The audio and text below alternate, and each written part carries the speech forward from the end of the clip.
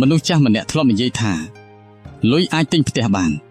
ប៉ុន្តែมันអាចទិញភាពកក់ក្ដៅនៅក្នុងគ្រួសារបានទេលុយអាចទិញក្រេដ៏ទុនមួយបានប៉ុន្តែมันអាចទិញការគេងលក់ស្កប់ស្កល់បានឡើយមានមនុស្សជាច្រើនមានលុយច្រើនតែគេងដោយក្តីបារម្ភរាល់យប់លុយអាចទិញថ្នាំបានគ្រប់ប្រភេទប៉ុន្តែมันអាចទិញសុខភាពល្អបានទេពេលអ្នកបាត់បង់សុខភាពអ្នកនឹងដឹងថាវាមានតម្លៃជាងទ្រព្យសម្បត្តិទាំងអស់លុយអាចទិញនាឡិកាដែលថ្លៃបំផុតប៉ុន្តែมันអាចទិញពេលវេលា1នាទីដែលបានកន្លងផុតបានឡើយលុយអាចទិញអាហារល្អៗប៉ុន្តែมันអាចទិញចំណង់អាហារឬសុខភាពក្នុងការញ៉ាំបានទេលុយអាចទិញមនុស្សមកធ្វើការឲ្យអ្នកបានប៉ុន្តែมันអាចទិញមិត្តភាពពិតឬភាពស្មោះត្រង់បានឡើយលុយអាចទិញការគោរពដោយសារតំណែងប៉ុន្តែมันអាចទិញការគោរពដែលចេញពីចិត្តរបស់មនុស្សបានទេលុយអាចទិញមនុស្សឲ្យញញឹមដាក់អ្នកប៉ុន្តែมันអាចទិញសេចក្តីស្រឡាញ់ពិតប្រាកដបានឡើយលុយអាចទិញការកំសាន្តបានច្រើន